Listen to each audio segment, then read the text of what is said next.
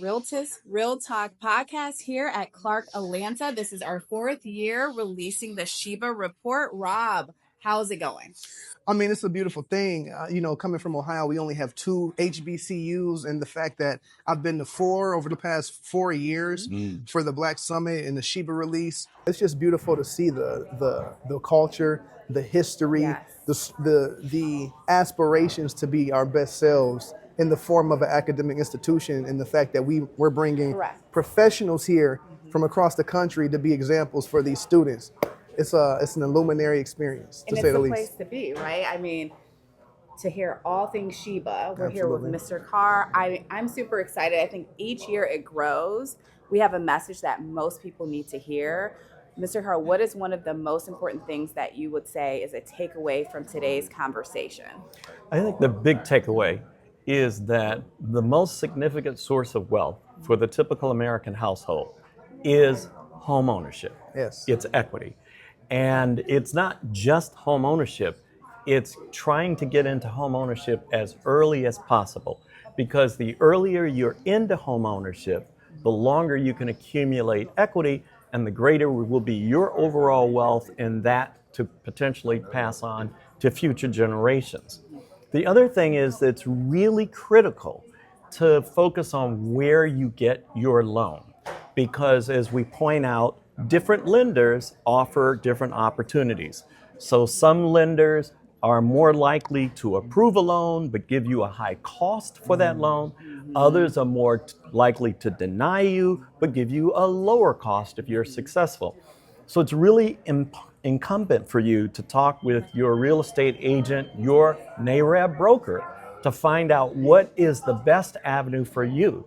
Because often people pursue home ownership without really looking at the options. Absolutely. They may just look at a generic interest rate, not realizing that interest rate means nothing until they look at your debt to income, until they've looked at your credit score, until they've looked at other aspects of your finances and things of that nature to determine what your rate may be. And your rate may be 2, 3, 4 times or more higher than the rate that's quoted, online.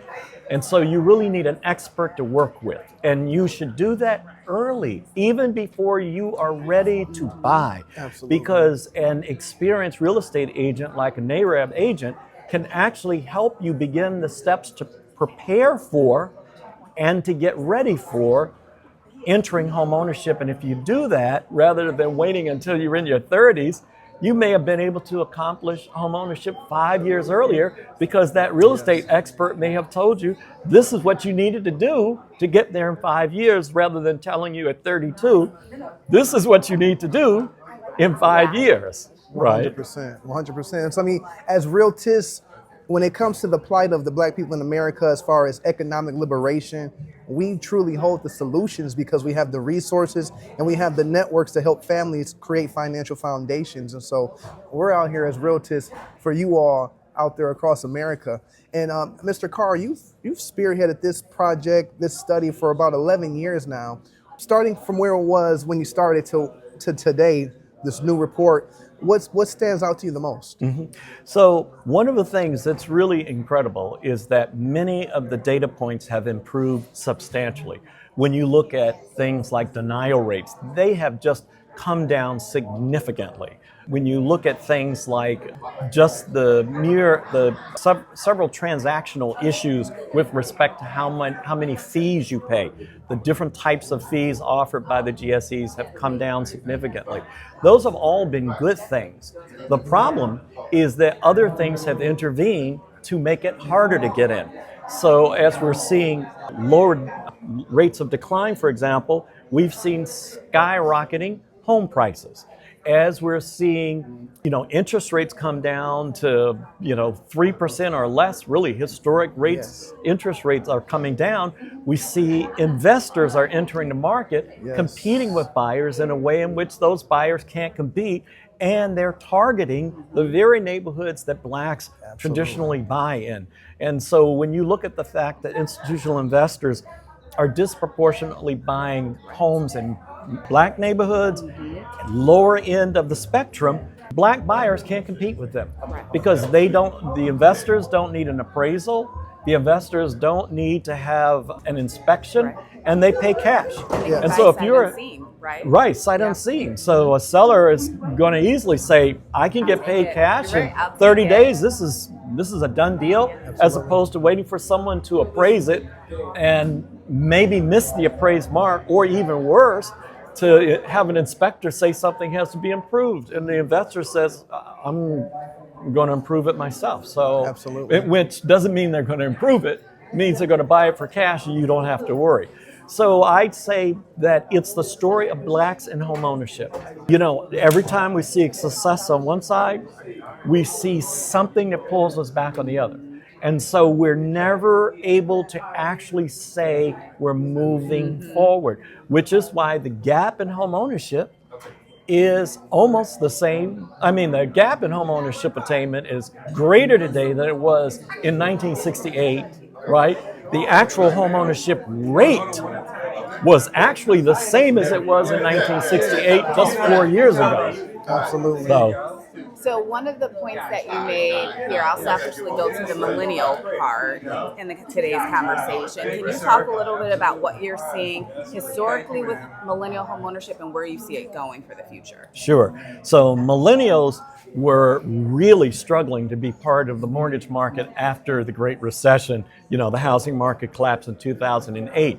And because the underwriting criteria by the agencies was so over restrictive that it was just purging anyone who wasn't pristine credit, you know, high down payments, etc. Yes. So we saw a change in that around 2020, and it was really great news to celebrate that millennials were finally seeming to gain traction and get back into the market. When I say millennials, I'm talking about black millennials. Absolutely. But then between 22 and 23, we've seen those rates of entry into the market falling again.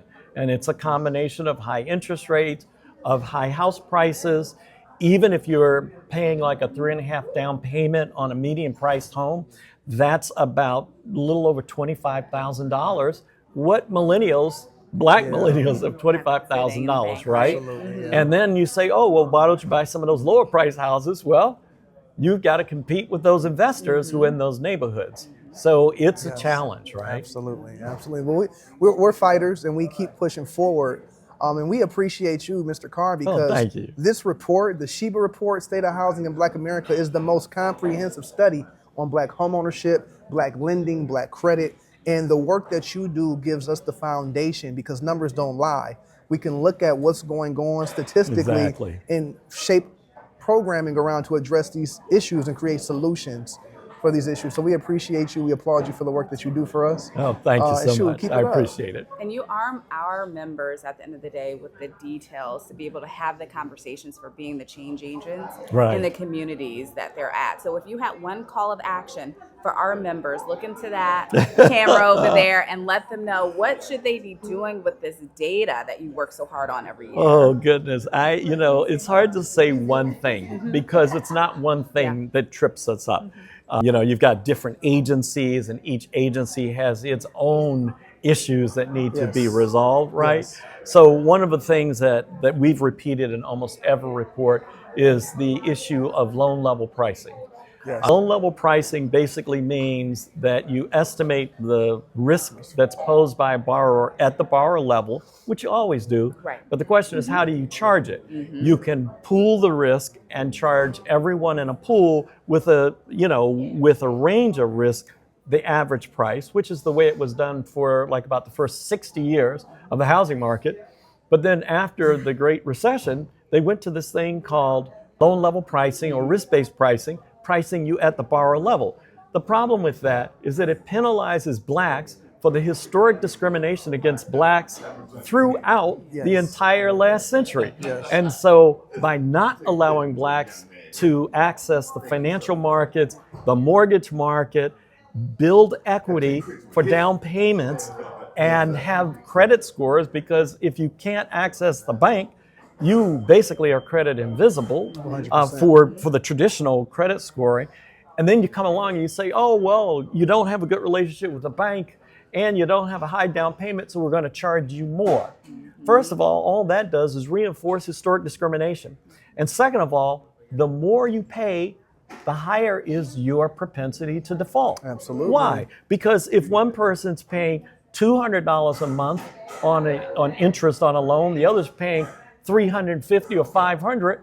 If the economy turns down, common sense says the one who's paying more is more likely going to fail. So we have a system in which the more vulnerable you are, the more we're going to make you even more vulnerable to fail. And that needs to change, right? But then there are other things. Remember, we just did a separate report on the appraisal industry. Correct. Yes. And what we found in that report, which we'll be talking about later, shows that appraisal differentials cannot be based just on technical issues. Anytime you add the issue, the variable race, and the numbers change, it tells you something's not right.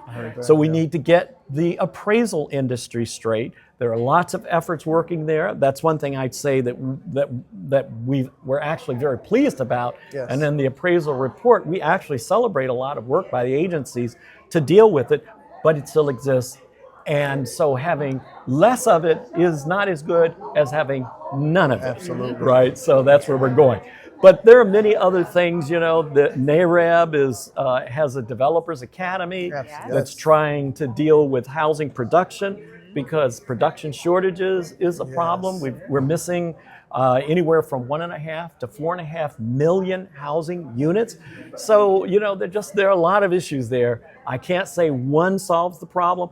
And one of the problems is if you try and focus on one as solving the problem, everyone will get behind fixing that one problem. And then when we're not successful, they say, see, it's just that it's a problem with you guys. It's not a problem with the system.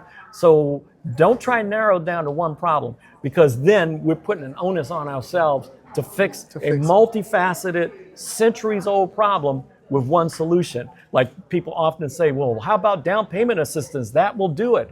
Well, down payment assistance isn't going to do anything about, if your credit score is low because they're using a biased credit score. That's fair. So good luck with that. Right. You know what I'm saying? Or if the house price is out of your range because there's inadequate supply, it's fine that you have down payment assistance, but you're never going to have enough to afford that house because it costs too much. So again, we have to recognize it's a multifaceted problem. Don't try and boil it down to one or two things, because we hurt ourselves. I heard that. There you go.